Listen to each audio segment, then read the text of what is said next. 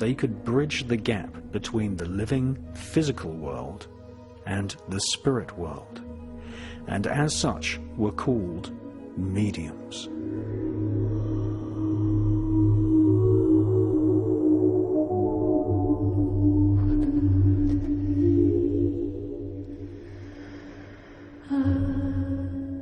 Mediums sometimes allowed their bodies to be entirely possessed, albeit temporarily, by spirits who would then speak through the medium. On rare occasions, physical manifestations of an eerie white substance called ectoplasm was seen emerging from the body of the medium and forming the shape of hands, faces, and, in particularly rare cases, the entire body of a deceased person's spirit.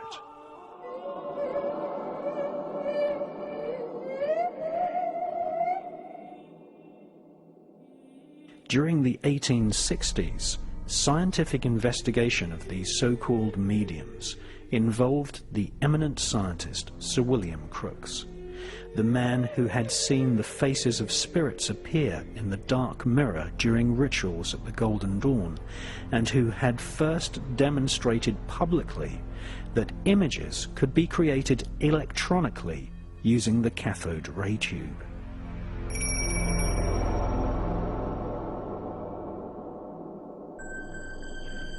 In France, a huge modern spiritualist movement began in the 19th century with the birth of Léon Denisard Réveil, who was born in Lyon in 1804. Réveil was at first skeptical of the reports of French explorers who had witnessed shamans in Siberia and Canada drumming up the spirits of their ancestors. In 1855, a friend invited Réveil to a séance where spirits made themselves manifest in front of the sitters. The table also levitated and turned. Réveil underwent an evangelical conversion to spiritualism. Réveil was instructed by the spirits to change his name. He became known as Allan Kardec. His experiences and conversations were written down in a book called The Book of Spirits.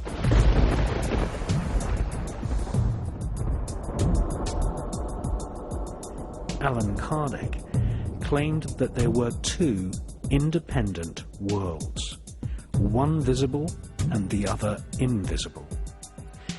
Kardec said that the spiritual life force is formed of quintessential matter, which is united to the physical body by a so-called astral body. Kardec taught reincarnation as a matter of fact.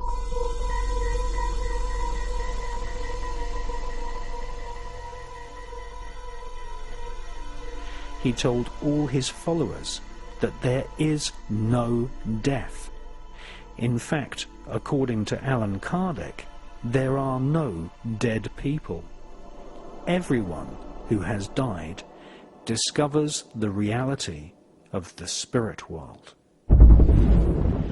Allan Kardec also taught the law of karma as a matter of fact. That is, if you lead your life doing bad things, being lazy or self-centered, or leading an indulgent, non-spiritual life, then your spirit will suffer the consequences after the death of your physical body. Allan Kardec also taught that just before the time of the death of the physical body, each person is replayed a movie of all the things that they have seen and done in their previous life.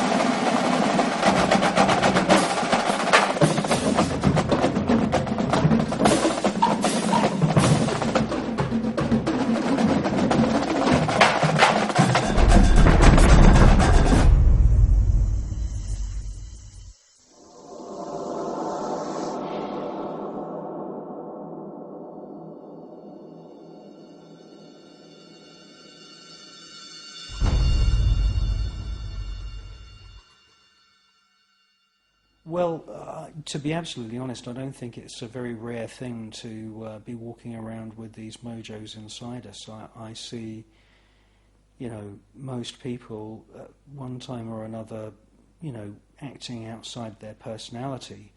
And the thing about a mojo is that it's desperate to re-experience the physical body. I mean, mojos want to cling on to the physical plane. And the reason they want to stay here is because they want to experience strong emotions. They want to experience sex. They want to experience any kind of strong emotion to give them, if you like, some kind of sustenance and some kind of form of entertainment. There is nothing else for them to do.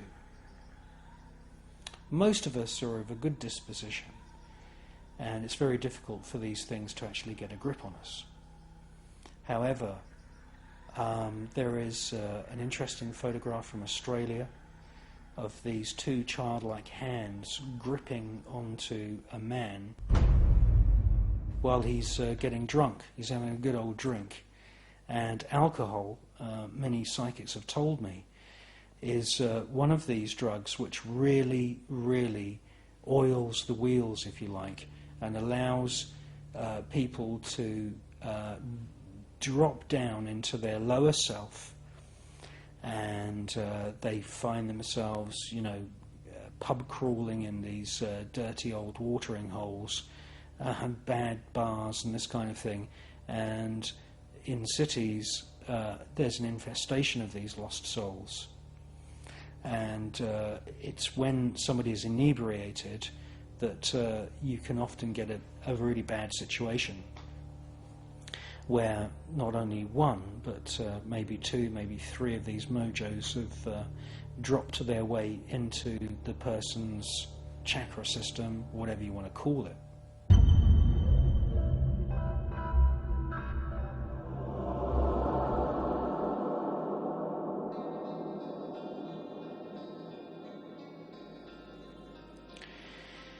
What unfolds then is sometimes a pretty serious story.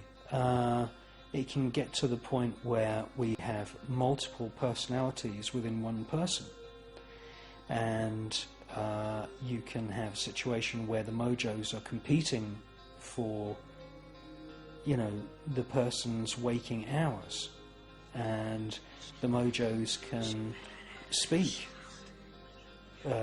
directly to that person, and people can, start to think that they're going mad.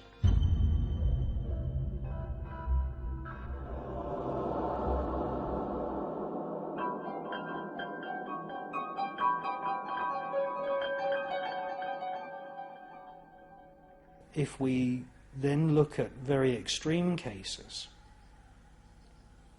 where a mojo has maybe been resident in somebody for 20 or 30 years, that mojo takes the path of least resistance in terms of its manipulation of physical matter. Ideally, that mojo wants its own body again. It's a lost spirit. It did have a body at one time, and its main goal is it wants to have another body. And what can happen is that small organisms in the body, and the smallest organisms that we find in the human body are viruses and bacteria. You can have a situation where these bacterial cells in the gut are manipulated, and shamans in South America who do what is known as psychic surgery claim to be able to cut out of people